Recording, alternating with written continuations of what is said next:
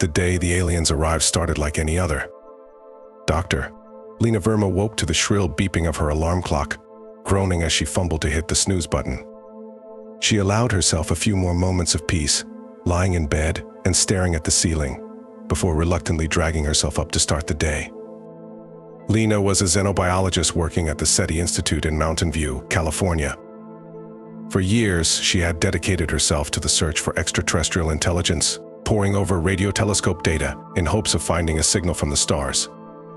It was grueling and often thankless work, but Lina's drive to answer humanity's most profound question, are we alone in the universe, kept her going.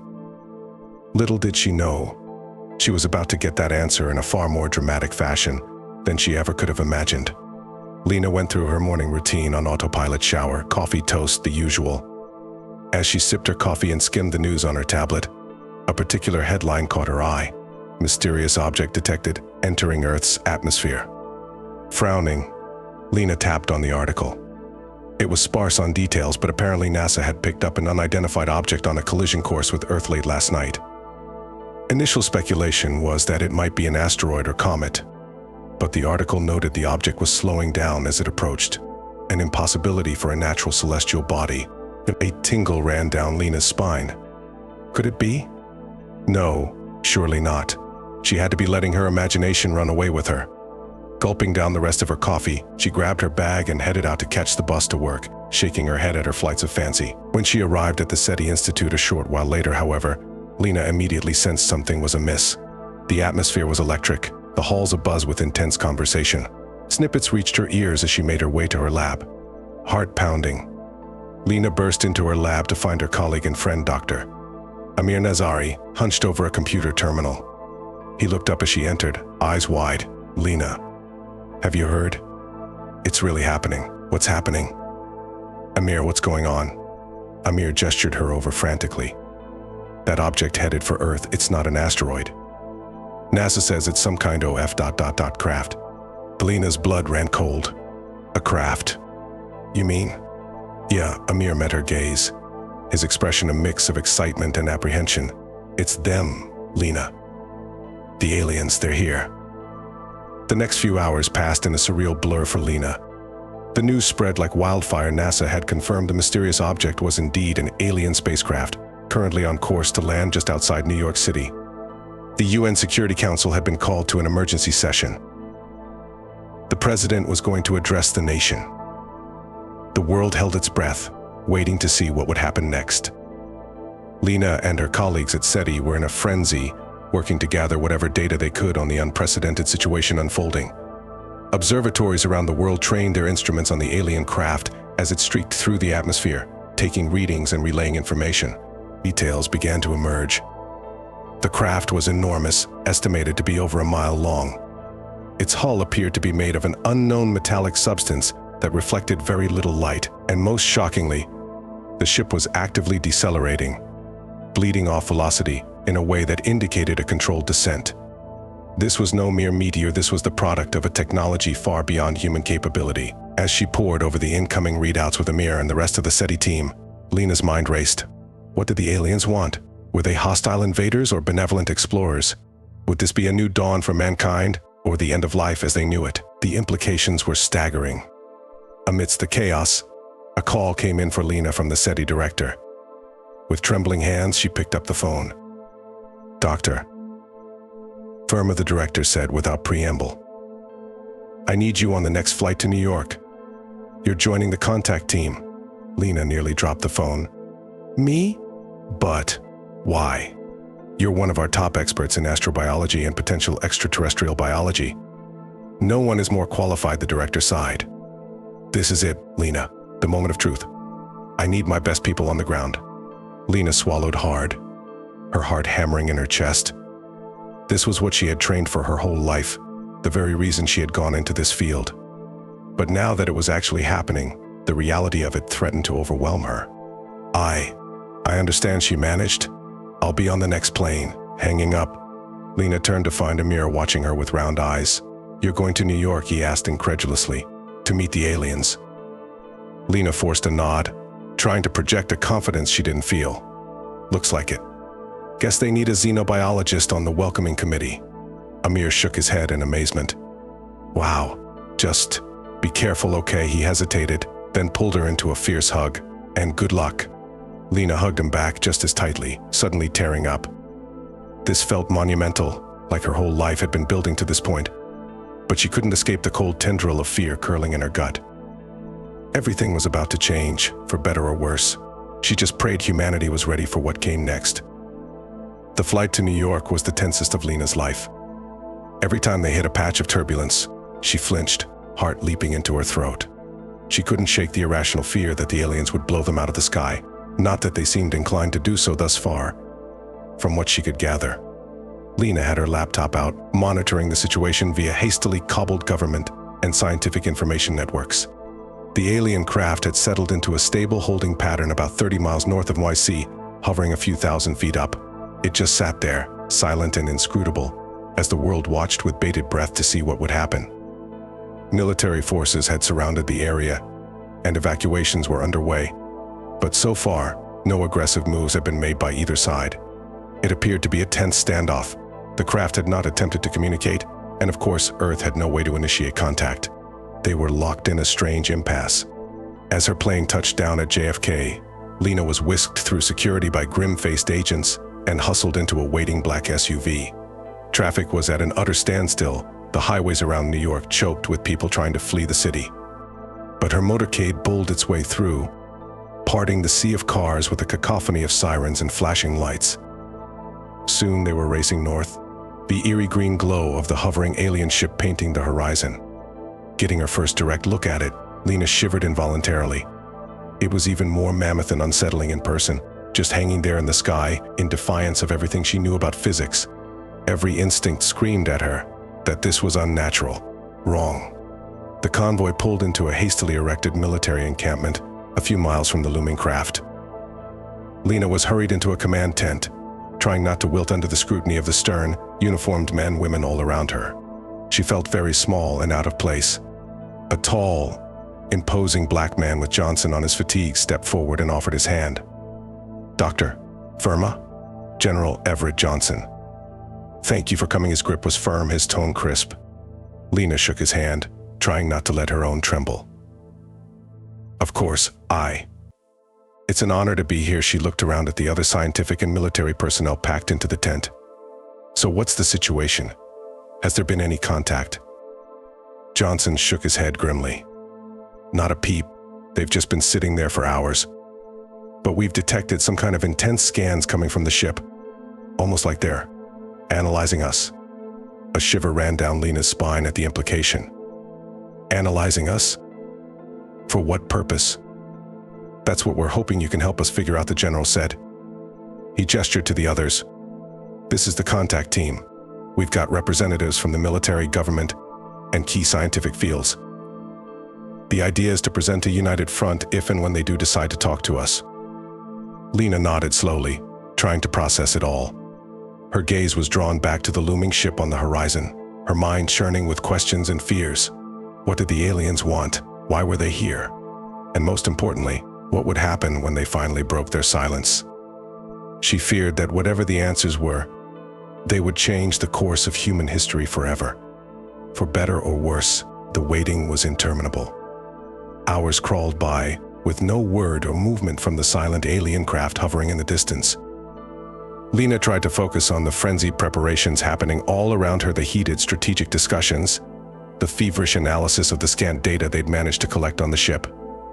But her eyes kept being drawn back to that baleful green glow on the horizon, her imagination running wild with visions of what might come. Would the ship's mysterious occupants be humanoid, or some unimaginable form of life entirely alien to Earth's biology? Would they come bearing gifts of advanced knowledge and technology, or weapons to subjugate and destroy? Every science fiction story Lina had ever consumed seemed to war in her head, offering 1,000 possibilities both wonderful and terrifying. Deep in the night, while poring over yet another inconclusive sensor readout, Lina felt a touch on her shoulder. She looked up to see General Johnson standing over her, his expression grave. "Dr. Verma, come with me, please." Something in his tone sent a chill through her. Lina stood up from the small camp desk and followed the general out of the main command tent. He led her to a smaller, more secluded tent guarded by stone-faced soldiers. Inside, she found a few of the other lead contact team members seated around a table, their faces drawn and tense. Johnson gestured for her to sit, then took a seat himself with a heavy sigh. He placed his clasped hands on the table and met Lina's gaze. "We've had a development," he said quietly. "About an hour ago, we detected a small object detaching from the main craft and descending to the surface some miles from here." Lina's heart leapt into her throat. What was it? A probe of some kind, or? The general shook his head. "We believe it was a landing vehicle of some kind, possibly containing the aliens themselves." A stab of sheer, primal fear lanced through Lina at the thought. They were here, on the ground. "Where did they land?" she asked hoarsely. "What are they doing?" "We tracked the lander to a forested area not far from here. We've got the location surrounded but are holding back for now to avoid provoking them." Johnson's jaw clenched. "But that's not all." He slid a tablet across to Lina. On it was a paused video image, slightly grainy footage seemingly captured from a distant drone or satellite. It showed a small clearing in a dense forest, and standing in the middle of that clearing were a cluster of figures. Lina zoomed in with trembling fingers, her breath catching. The figures were humanoid, dressed in some kind of form-fitting suits that seemed to shimmer and coalesce the light into quicksilver ripples. They appeared to be examining their surroundings, rectangular objects held aloft like scanners. But what made Lina's blood run cold was the object held by the foremost alien. In its center mass, its long arms cradled a device immediately recognizable to anyone who had seen a science fiction movie. It was a weapon. A big one. Lina looked up at General Johnson with stricken eyes. He nodded grimly, confirming her unspoken fears. "We have to assume they're armed and dangerous," he said softly. "The question is, what are we going to do about it?" Lina swallowed hard, her mind racing. This was what she had trained for, what she had dreamed of her whole life. But the reality was so much more terrifying than she could have imagined. They were dealing not just with the profoundly unknown, but with an unknown that could be immeasurably lethal. The fate of the world could very well rest on the decisions made in the next hours. And she was a part of that decision.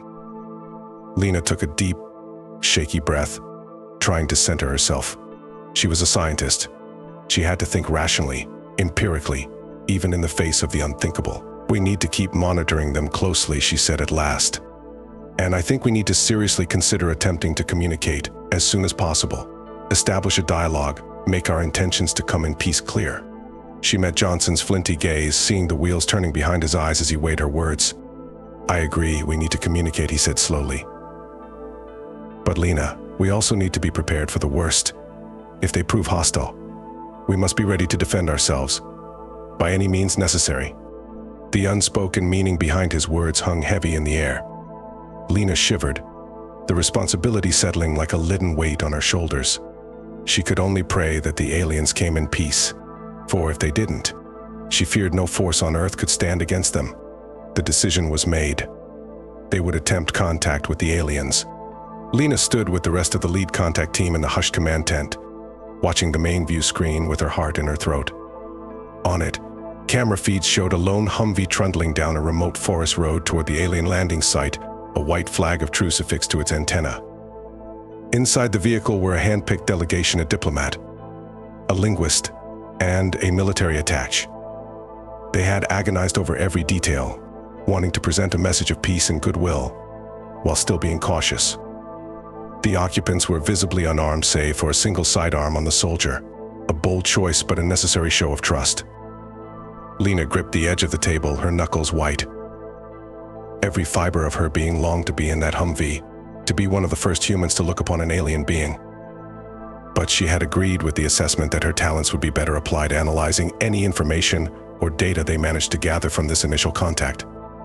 Still, not knowing what would happen, not being able to see it firsthand, it was agonizing. The Humvee rolled to a gentle stop in the middle of the forest road, about a quarter mile from where the aliens had last been spotted. For a moment, nothing happened. The whole world seemed to hold its breath. Then the soldier in the front passenger seat slowly emerged, hands raised to shoulder level.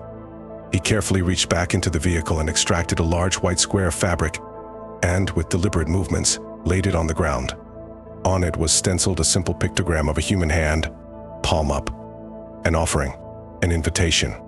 The soldier backed away to stand by the Humvee, and they waited.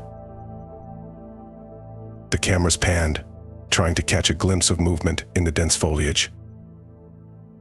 Lina bit her lip, her heart pounding. Long minutes crawled by. What were they waiting for? Had they seen the peace offering? Did they understand it? Or were they even now taking aim from the shadows, preparing to cut down these vulnerable emissaries? Just when the tension grew nearly unbearable, they came. 3 tall, shimmering figures emerged from the tree line, moving with an eerie synchronicity. They were just as unsettling in motion as they had been in the grainy surveillance stills, too fluid to be wearing anything as mundane as armor, their quicksilver skin rippling and flexing in ways both organically graceful and unnervingly alien. They had no visible ears, noses or mouths, just large, almond-shaped eyes of a solid, featureless black that Lina found chilling. Their proportions were similarly discomfiting, limbs just a little too long, bodies just a little too lithe. Alien. That was the word for it. Profoundly, unquestionably alien. The trio approached the peace offering on the ground, heads cocked in an almost bird-like manner. The leader reached down with a long 4-fingered hand to pick up the fabric, examining it closely. The contact team watched the view screen with rapt attention, hardly daring to breathe. This was the moment of truth. How would they respond to this overture? The alien leader straightened, head swiveling in what seemed to be a scanning motion. Then it opened its hand, and the fabric fluttered to the ground. The alien's rejection of the peace offering sent a ripple of dismay through the contact team. Lina felt her heart sink as she watched the soldier by the Humvee tense, hand twitching toward his sidearm. But then the leader did something unexpected. It raised its own hand, palm up, mirroring the gesture depicted on the fabric. It held the pose for a long moment, staring at the soldier with those fathomless black eyes. Slowly, carefully, the soldier raised his own hand in response, palm out. A breathless hush fell over the command tent as human and alien regarded each other, locked in this fragile moment of connection. Then the leader spoke. Its voice was a resonant hum, eerily melodic and layered with harmonic overtones that seemed to vibrate in Lina's bones. The words, if they could be called that, were utterly foreign, unlike any language on Earth. But even as incomprehension reigned, the linguist in the Humvee was hurriedly activating a translation device they had brought, a prototype cobbled together from the most cutting-edge linguistic AI. It whirred and clicked as it struggled to parse the alien utterance, scrolling lines of attempted interpretation across its screen. The soldier angled the screen so the camera could see. Lina squinted, trying to make out the flickering, ever-shifting text. The translation was fragmentary at best, but the gist seemed to be a declaration of arrival and an acknowledgement of the vast gulf between their species. The aliens knew communication would be difficult. The linguist spoke into the translator, enunciating clearly. "We welcome you in peace," she said, the device converting her words into a series of synthesized hums and trills. "We wish to learn about you, to understand, to become friends." The alien leader cocked its head, listening.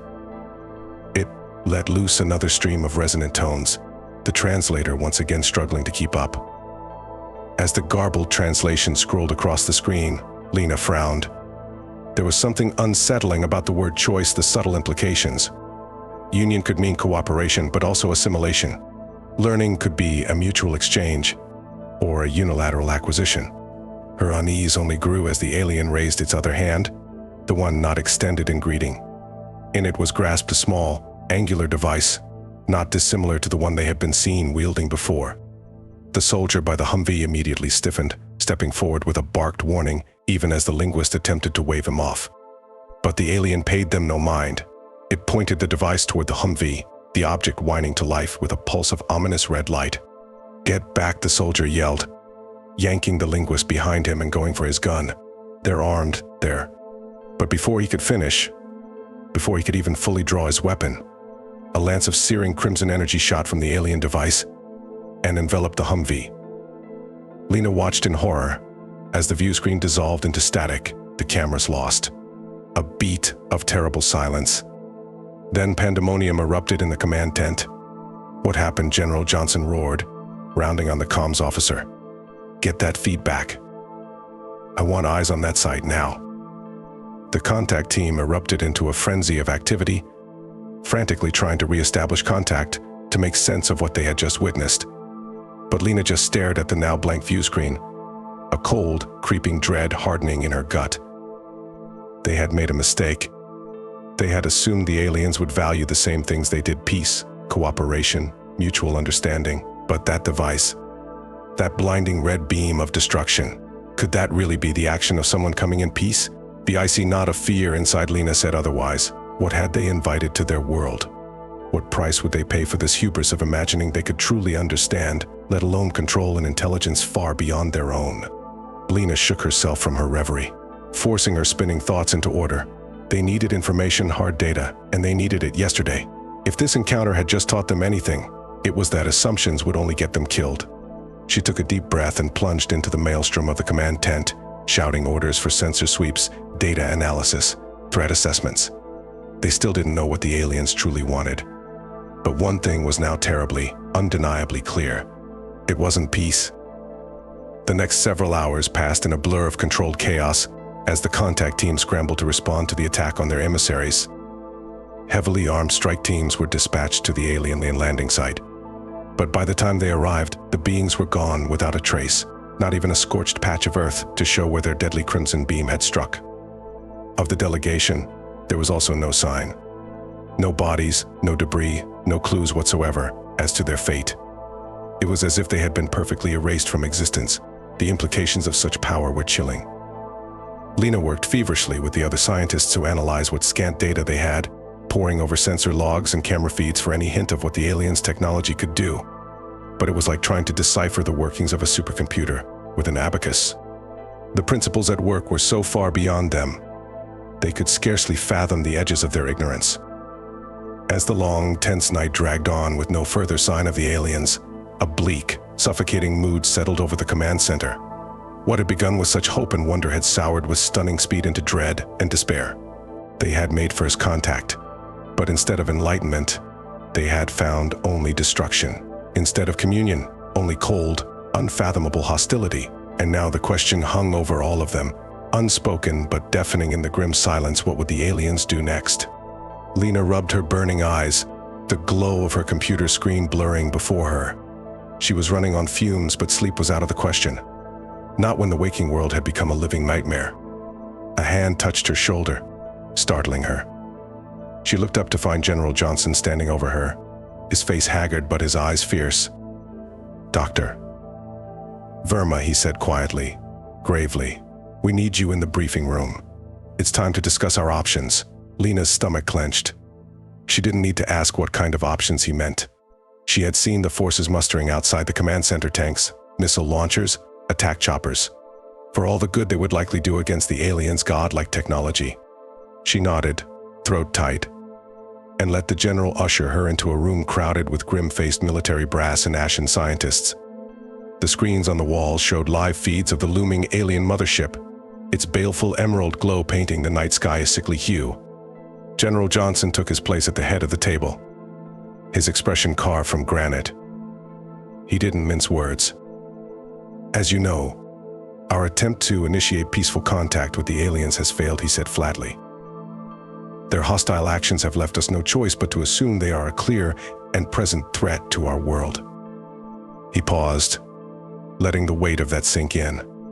"We are now facing an existential crisis, ladies and gentlemen. An adversary that outclasses us technologically in every way imaginable. We have exhausted all attempts at diplomacy. It's time to consider the unthinkable." Lina felt a chill ripple through her. From the uneasy glances around the table, she wasn't the only one.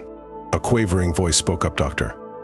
Emil Oster, an astrophysicist Lina recognized from conference circuits. General, I must object," he said tremulously. "A military response at this juncture would be beyond reckless. We have no idea what the aliens' full capabilities are.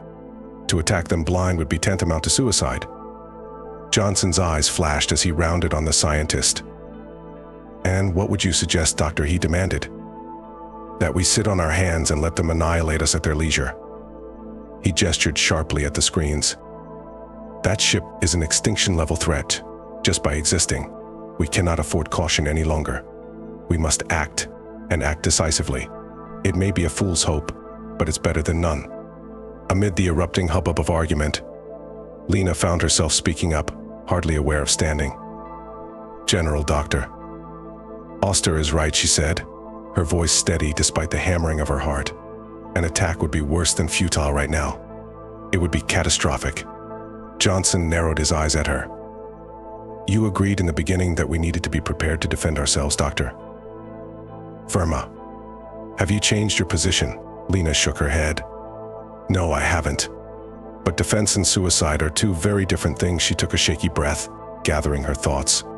"I believe our only viable path right now is to continue gathering information. We need to pour everything we have into studying their technology, their capabilities, their possible weaknesses. We can position our forces strategically to be ready if they do attack. But our primary focus must be on understanding our enemy. Blindly lashing out will only get us killed faster." The room fell into a considering hush, all eyes on Lina. She held the general's gaze, willing him to see the reason in her words. Johnson stared at her for a long, tense beat. Then, to her relief, he gave a tight nod. "Very well, Doctor." "Verma," he said gruffly, "we'll follow your recommendation for now. But I want every mind in this room working nonstop on analyzing that ship and those aliens. It may be our only chance." Lina sank back into her seat, lightheaded with gratitude and terror. She had bought them time, but how much she didn't know. She glanced again at the live feed of the alien ship hovering ominously over the Earth, and the realization hit her with sickening certainty. The survival of the human race now depended on their ability to unravel this inscrutable enemy. And the clock was ticking. Over the next days and weeks, Lina and the rest of the scientific community threw themselves into the desperate scramble to understand the aliens and their technology. The tension was unrelenting, the pressure immense, with the knowledge that billions of lives hung in the balance, driving them to the brink of exhaustion. But for all their efforts, they seemed to make maddeningly little headway. The fundamental principles behind the aliens' capabilities were so far beyond the boundaries of human science, it was like cavemen trying to comprehend quantum computing. They were glimpsing the merest edges of technologies that could manipulate matter and energy in ways that defied known physics. The aliens themselves remained terrifyingly enigmatic. After the disastrous first contact, they had made no further attempts at communication, seemingly content to let their ship speak for them as it hovered in silent menace over the planet. Hysteria and unrest gripped the public as the world teetered on the knife's edge between paralysis and chaos. Lina barely left the lab, subsisting on coffee and adrenaline as she pored over every scrap of data they could glean about the aliens. She ran simulation after simulation, pitting Earth's most advanced weaponry against their best guesses of the ship's capabilities. The results were invariably grim. A thin, reedy voice interrupted her latest demoralizing projections. "Doctor. Verma? I think you need to see this." It was Dr. Yao, a xenolinguist, waving her over to his corner of the lab with ill-contained excitement. "I've been analyzing the audio from the first contact," he said breathlessly as Lina joined him. "Trying to find patterns, common roots, anything to give us a foothold in their language." He gestured to his screen, lines of alien script scrolling by in dizzying spirals. "It's beyond anything I've ever seen," he said, awe and trepidation warring in his voice. "Multi-layered meanings, nuances encoded in frequencies beyond human hearing. Communicating with them, it's going to be a monumental challenge." Lina frowned, unease prickling through her exhaustion. "We already know their language is far more advanced than ours. What have you found that's new, Doctor?" Yao swallowed, his fingers trembling slightly over the keys. "Their word for us, humans. It took me days to piece it together, but I think I have the closest approximation." He hesitated, then typed a command. A single phrase appeared on the screen, and Lina felt her blood run cold. The linguist looked up at her, his face ashen. "I double and triple checked the translation matrix. That's the central meaning. That's how they see us." Lina stared at the word, her mind reeling. Vessels. Carriers. A means to an end. Not equals, not even a lesser species to be conquered. Just receptacles. She sat down hard, heedless of the stool that skidded out from under her. The implications were staggering. If this was how the aliens viewed humanity, then the question wasn't if they would attack, it was when. And for what purpose? Lina felt the weight of the linguist's gaze on her, the unspoken plea for wisdom, for guidance. She didn't have any to give. She was as lost and horrified as he was. What did you do when faced with an adversary so powerful and incomprehensible that they didn't even see you as truly alive? When your entire existence was reduced to the status of a tool in their eyes? She shook her head numbly, unaware she had even spoken out loud until the words left her lips. Then God help us all. The revelation of the aliens' chilling perspective on humanity spread through the contact team like a toxic tide, eroding what little hope remained. It seemed to confirm their worst fears that attempting to reason with these beings was futile. General Johnson reacted with grim determination. The tactics of the cornered. If the aliens thought of humans as mere vessels, he declared, then they would show them the price of underestimating the courage and tenacity of those vessels. Lina watched the frenzied military build up with a sense of existential dread, the last-ditch efforts of an outmatched species refusing to go quietly into the cosmic night. Fighters and warships from a dozen nations converged on the looming alien craft in a wary blockade. Missiles bristled from silos and submarines, primed to unleash nuclear hell. Armies mustered, poised to fight and die in the perhaps vain hope that they could bleed the invaders on the ground, where their technological advantage might be lesser. The world held its breath. Every soul on the planet, living on a hair trigger, never knowing which moment might be their last. And still the alien ship hung silent and implacable over the earth, that sickly green glow pulsing like a ceaselessly watching eye. Waiting. But for what? Lina barely slept, spending every waking moment racking her brain for some solution, some way out of this seemingly inevitable clash of civilizations that could only end one way. But what avenue was left? They had tried diplomacy and been rebuffed with violence. They had tried to understand and found only the incomprehensible. Now all that seemed to remain was to try and fight, and likely die. She was slumped at her desk in the lab, staring red-eyed at yet another bleak simulation of Earth's projected losses in an all-out war against the aliens, when the klaxons began to blare. She jolted upright, heart slamming against her ribs. All around her, the lab erupted into controlled pandemonium, scientists scrambling to their stations with white-knuckled intensity. Multiple bogies launching from the alien ship, someone shouted over the wail of the alarms. Trajectory has them heading for major population centers. New York, London, Beijing, Tokyo, New Delhi. A cold fist closed around Lina's chest. It was happening. The attack they had all been dreading. She ran for the command center, bursting in to find General Johnson bellowing orders as the main screen lit up with missile trails and panicked reports from across the globe. The blockading ships and planes were firing everything they had, filling the sky with smoke and thunder. But it was painfully clear it wouldn't be enough. The alien craft were too fast, too agile, slipping through the barrage like quicksilver. Lina watched in helpless horror as one blinding beam after another lanced down from the heavens and reduced city after city to ash. "Get those missiles in the air." "God damn it," Johnson roared, spittle flying. "We have to hit them with everything we've got." Lina grabbed his arm, shouting to be heard over the chaos. "General, wait. We can't resort to nukes. The fallout, the devastation to the planet." Johnson rounded on her, his eyes wild. "The planet's already dying, Doctor. We're out of options and out of time." He stabbed a finger at the screen, where the global death toll was skyrocketing by the second. "They're slaughtering us by the millions. We have to do something, anything, to make them stop." Lina reeled back, her mind racing desperately. As much as it sickened her, she knew the general was right. The aliens had made their intentions brutally clear. Humanity was fighting for its very existence now. There could be no holding back. With a leaden heart, she gave a tight nod. "Do it," she whispered. "God forgive us." Johnson turned to his ashen-faced subordinates. "Launch the nukes. All of them. Hold nothing back." Lina watched the screen with dull horror as the missile trails arsed up from every silo, every submarine, every remaining plane. The sky briefly turned to fire as the warheads detonated against the underside of the alien ship in blossoms of unimaginable destruction. For a breathless moment, it seemed like it might have been enough. The ship listed drunkenly, its unearthly glow flickering. A ragged cheer went up from the command center. But the celebration died in their throats as the behemoth craft shuddered and then stabilized, its hull pitted and scorched but terribly intact. Waves of choppy distortion rippled across its surface. And then, before their disbelieving eyes, the damage simply disappeared, the ship made whole and unmarred once more. A keening wail of despair sliced through the stunned silence of the command center. On screen, the alien weapons continued to lay waste to city after city, heedless of humanity's last failed gambit. Lina sank to her knees, numb with the scope of their defeat.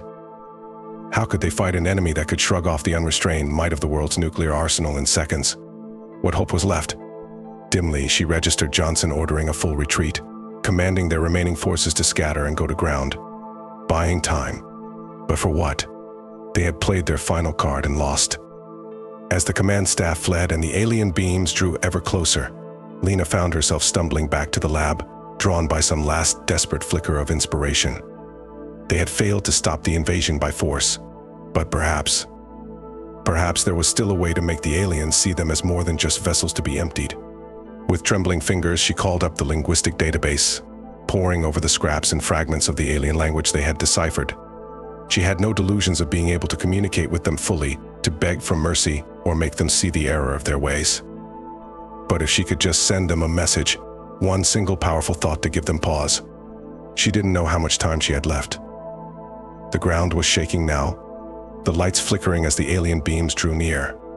Working feverishly, guided more by instinct and knowledge, she wove together the alien words and symbols into a simple pictogram. It showed a human figure, a man, and within him, nestled in his chest, a smaller figure, a child. Vessels, she placed above the man. And then, above the child life. It was crude, almost childlike in its simplicity. But it was the purest, most fundamental truth she could think to convey that humanity was more than just empty shells to be discarded.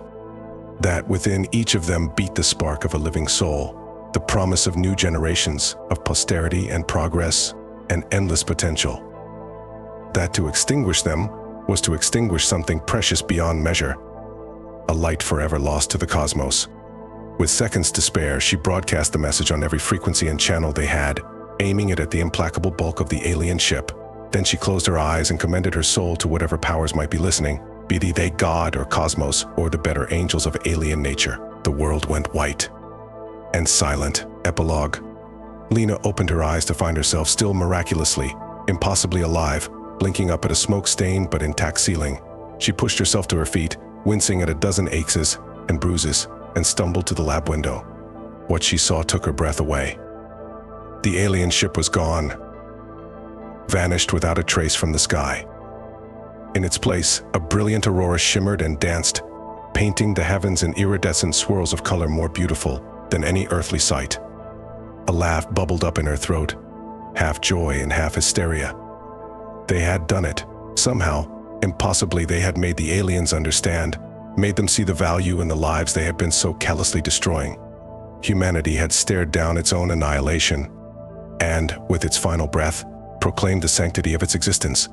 And the universe had listened. As the first stunned and disbelieving survivors began to emerge into the ruined but gloriously living world, Lina turned her face to the transcendent sky and wept, overwhelmed with relief and exhausted triumph. They were alive. They were alive, and forevermore nobody, be they human or alien or unimaginable other, would look at humanity as mere vessels again.